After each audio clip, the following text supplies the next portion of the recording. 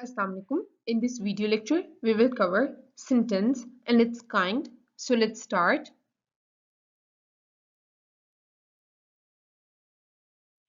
When we talk about a sentence is basically the group of words that has at least a subject and a main verb to convey a complete thought.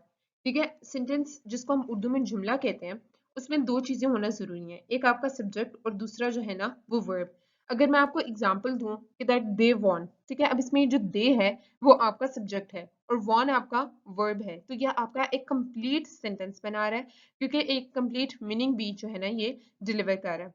अगर आप kinds of sentences की बात करें on the based of like based on their function, तो ये kinds होती हैं sentences की।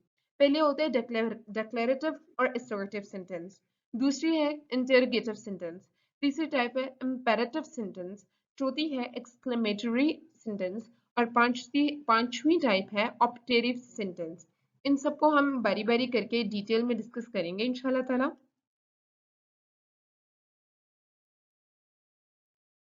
जो पहला सेंटेंस है वो है डिक्लेरेटिव या फिर असर्टिव सेंटेंस। तो जो डिक्लेरेटिव या असर्टिव सेंटेंस होता है ना, वो एक स्टेटमेंट या असर्शन बनाता है, ठीक है, एक डिक्लेरेशन करता है, ठीक है, एक ऐलान करता है और एक बात कन्वे कर रहा होता है बेसिकली। अब इसके आगे फर्दर टाइप्स होती हैं, ठीक है, या तो ये हो सकता है अफर्मेटिव, ठीक है, और या तो ये हो सकता है नेगेटिव। अफर्मेटिव सेंटेंस का मतलब ये है कि वो कोई पॉजिटिव मीनिंग जो है ना वो जो है वो कन्वे कर रहा है, या फिर जो है ना वो किसी चीज को अफर्म कर रहा है, यानी है कि उस चीज पर जोर दे रहा है। और जो नेगेटिव होता है उसका मतलब ये होता है कि वो किसी चीज को डिनाई कर रहा है या किसी चीज को निगेट कर रहा है आपका सेंटेंस। अब इस चीज की जब आप एग्जांपल देखेंगे तो आपको ये चीज ज्यादा अच्छे से समझ आएगी।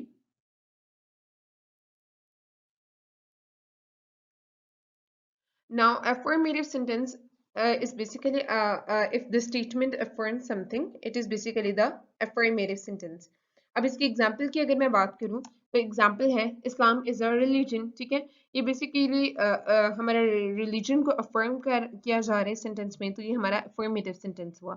नेगेटिव सेंटेंस क्या है? If the statement negates something it is called as negative sentence. For example, we are not terrorist. अब इसमें ये जो नॉट आ गया ना वो निगेसी को रिप्रेजेंट कर रहा है, नेगेटिविटी को रिप्रेजेंट कर रहा है। इस वजह से हम कह देते हैं कि that this sentence is basically a negative sentence. इसी तरह जो हमारी नेक्स्ट सेंटेंस है वो क्या है? वो है basically imperative sentence. imperative sentence क्या होता है कि a sentence that expresses a command or request, advice, suggestion, proposal is called as imperative sentence। अब इसकी डिफरेंट एग्जांपल्स जब आप पढ़ेंगे तो आपको समझ आएगा कि एक सेंटेंस में आप कमांड कैसे देते हैं, रिक्वेस्ट कैसे देते हैं, एडवाइस कैसे करते हैं, और फिर इन सबको हम इकट्ठा करके imperative सेंटेंस की कैटेगरी में जो है ना वो रखते हैं। For example, sit down, don't move, ये एक ऑर्डर है लेकिन ये किसको रिप्रेजेंट कर रहा है? इम्पेरेटिव सेंटेंस को। इसी तरह काइंडली हेल्प या फिर प्लीज हेल्प, ये दोनों के दोनों जो है ना वो रिक्वेस्ट की फॉर्म्स हैं, ये भी इम्पेरेटिव सेंटेंस ही को रिप्रेजेंट कर रहा है। इसी तरह तीसरी एग्जांपल है ऑलवेज स्पीक द ट्रुथ, ठीक है, अब इसके अंदर जो है ना वो एडवाइस वाला एलिमेंट है, लेकिन अगेन ये इम्पेरेटिव सेंटेंस की कैटेगरी में लाया करता है। इसी तरह never tell a lie, again आपके पास क्या है? एक एडवाइस है। इसी तरह let's go for a walk, ये आपका एक सजेशन है, ठीक है। तो ये डिफरेंट तरीके हैं जिससे आप एक इंपेरेटिव सेंटेंस को रिप्रेजेंट कर सकते हैं या फिर शो कर सकते हैं।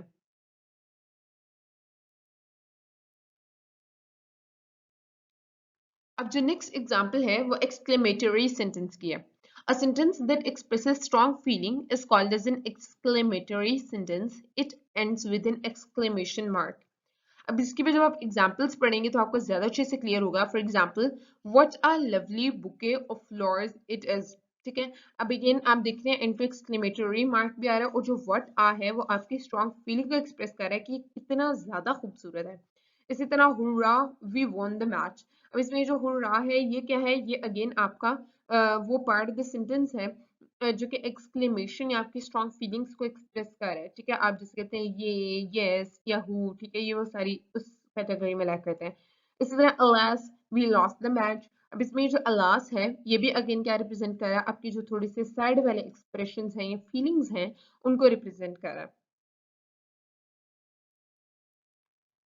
इसी तरह अगर मैं बात करूं ऑप्टेटिव सेंटेंस की, a sentence that express a prayer, wish, desire, curse etcetera is an optative sentence. For example, may you live long, अगर मैं किसी को कोई भी दवा दे रही हूँ तो वो ऑप्टेटिव सेंटेंस होगा। इसी तरह if only I were rich, ठीक है, ये एक आपकी डिजायर है या ये आपकी एक विश है। इसी तरह let her come home safely, again ये भी आपकी एक विश है। इसी तरह may the devil take you, या आप कर्स कर रहे हैं उस बंदे को। अभी जो हमने टाइप ऑफ सेंटेंसेस पढ़ी थी वो हमने on the base of function पढ़ी थी। अब हम टाइप्स ऑफ सेंटेंस पढ़ेंगे on the base of structure. वो चार तरह होता है, या सिंपल सेंटेंस होता है, या कंपाउंड सेंटेंस होता है, या कॉम्प्लेक्स सेंटेंस होता है, या फिर जो है ना वो कंपाउंड कॉम्प्लेक्स सेंटेंसेस होते हैं। तो पहले हम जो सेंटेंसेस डिस्कस करेंगे वो हैं simple sentences. Now, when I talk about the simple sentence is a sentence consisting of at least one independent clause. ठीक है, एक independent clause है तो it's good enough to be called a simple sentence. इसकी example देखें, we read books. इसी तरह दूसरी डेफिनेशन क्या होती है कि that sentence will remain a simple sentence even with a relative clause. ठीक है, अब इसमें यह है कि अगर आप इसके साथ relative clause भी लगा रहे हैं ना तो उसका मतलब ये नहीं है कि वो कोई कॉम्प्लेक्स सेंटेंस बन गया, वो फिर भी सिंपल ही रहेगा।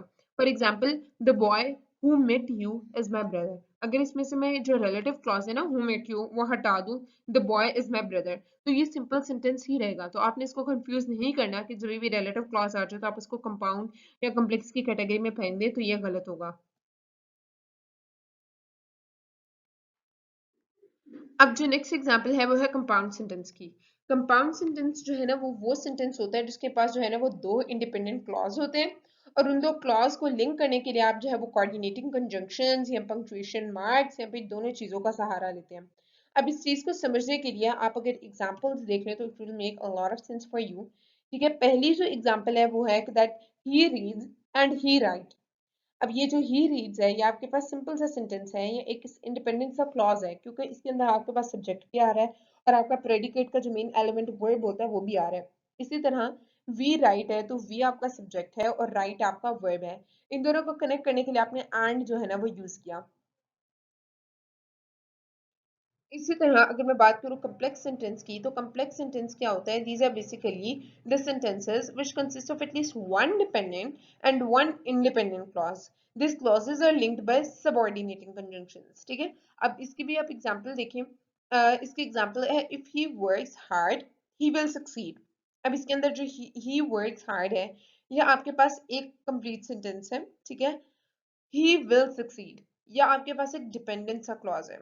he सॉरी, ये इस तरह नहीं है, if he works hard है ना, तो he works hard जो होगा आपका वो एक डिपेंडेंट चीज है, और he will succeed जो है ना ये आपका एक इंडिपेंडेंट क्लॉज है। और इन दोनों को कनेक्ट करने के लिए आपने सबऑर्डिनेटिंग कंजंक्शन जो कि if है उसको इस्तेमाल किया है। और लास्ट में आपके पास आते हैं complex compound complex sentences. These are basically the sentences consisting of at least one dependent and two independent clauses, and these clauses are linked by subordinating and coordinating conjunctions. इसकी अगर आप एग्जाम्पल देखें तो example जो है वो इसकी वो ये है कि that if you push the button someone will die and you will get $50,000। अब इसमें जो पहले आपके पास डिपेंडेंट आ गया if you push the button, फिर आगे जो आपके पास इंडिपेंडेंट क्लॉजेस आ गए। ठीक है, someone will die and you will get $50,000। इसके अंदर आप आपने सबऑर्डिनेटिंग कंजंक्शन भी यूज किया जो कि इस केस में इफ है, और आपने कोऑर्डिनेटिंग कंजंक्शन भी यूज किया जो कि इस केस में एंड है। तो ये सेंटेंस जो कंपाउंड कॉम्प्लेक्स सेंटेंसेस होते हैं उनका ये स्ट्रक्चर होता है। So this is all for today. Thank you so much. Allah Hafiz.